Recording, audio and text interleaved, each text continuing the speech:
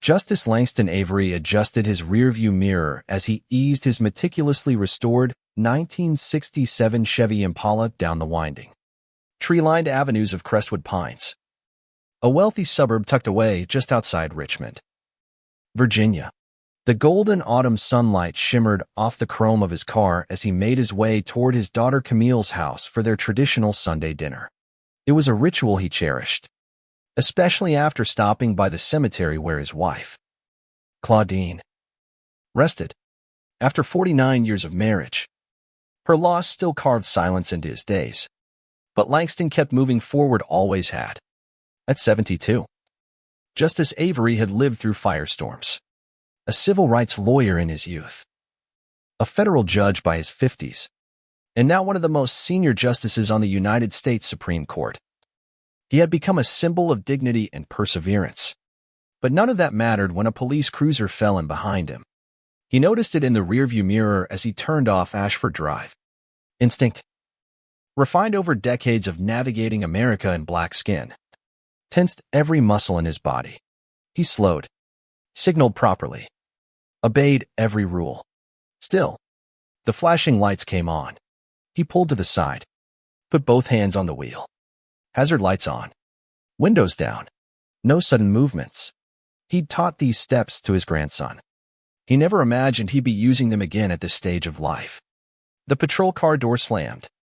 A young officer, Ryan Mercer, 33, clean-shaven with mirrored sunglasses, approached the window, gun already unholstered.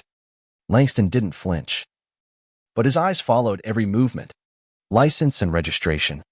Mercer barked. Of course. Officer, my license is in my jacket pocket. Registration is in the glove compartment. I will move slowly. Mercer's gun didn't lower. Langston complied methodically, every action deliberate. When the officer saw the Supreme Court ID inside Langston's wallet, he let out a snort. This your car? I've owned it for over 30 years.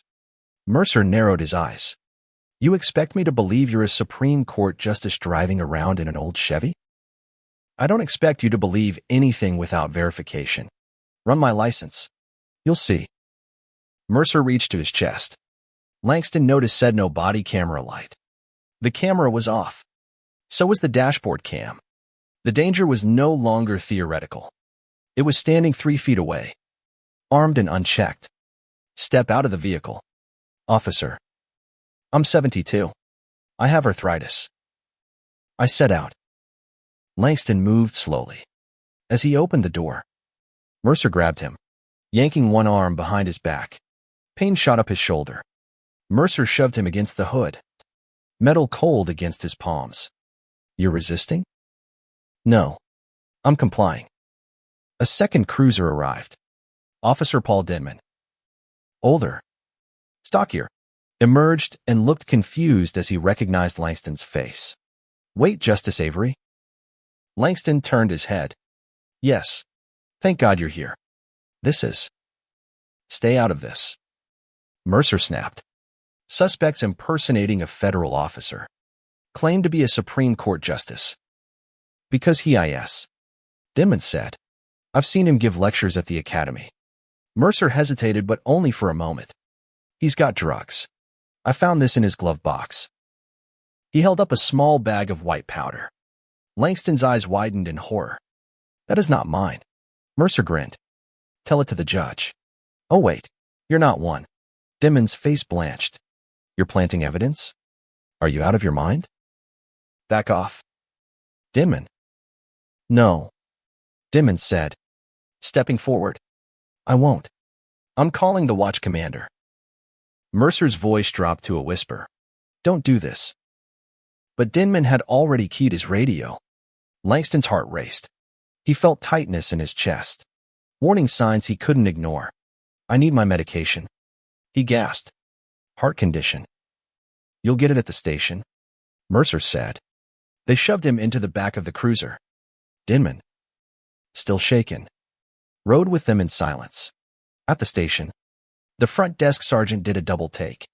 Justice Avery? Langston tried to speak, but the pain overwhelmed him. The sergeant rushed to his side. Get EMS. Now. as medics worked on stabilizing him. The hospital staff recognized him immediately. Dr. Pranav Patel, the attending physician, intervened. "You arrested a Supreme Court justice? For what?" "He's having a cardiac episode." Back at the precinct, Mercer tried to erase his tracks. He deleted footage from his body cam and dashboard recorder. But Denman, acting quietly, had transferred the data onto a private cloud before Mercer could wipe it completely. The original footage, the truth, was safe. Within hours, Camille Avery arrived at the hospital, tears brimming as she saw her father hooked up to machines. She demanded answers. The hospital administrator muttered apologies. But Mercer's influence ran deep. The narrative of impersonation and drug possession was already spreading in whispers, until the media got hold of it. Supreme Court Justice hospitalized after arrest. The headlines blared the next morning. And then, evidence suggests police misconduct in traffic stop. Anonymous hospital staff leaked details. Civil rights groups pounced. Protests erupted outside the police station. Officer Denman, feeling the weight of conscience, went public. He handed over the preserved footage to a journalist. In it, Mercer was clearly shown turning off his camera, drawing his gun without provocation, and planting the powder. Mercer was suspended but not arrested. Langston, still weak, called in legal support. His former law clerks, now federal attorneys and professors, flew in. His son-in-law, a civil rights lawyer, drafted federal injunctions. Camille, once an Ivy League valedictorian, went on air. "My father has spent his life fighting for justice," she said. "This is what the system does to him. Imagine what it does to the voiceless." The DOJ launched a formal investigation. The governor called for an independent review. Mercer doubled down, claiming a conspiracy, alleging Avery had dementia. But it was too late.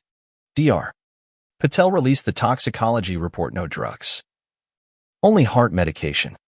The footage aired nationally. Mercer's reputation collapsed. Denman testified before Congress. Langston, now discharged, spoke at a press conference on the courthouse steps. "I survived because I had power, privilege, and recognition. But what if I hadn't? How many names don't we know?"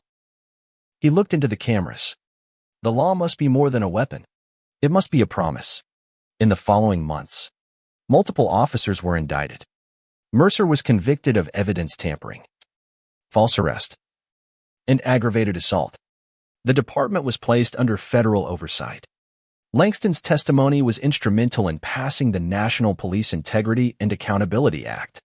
1 year later, Langston returned to the Supreme Court bench.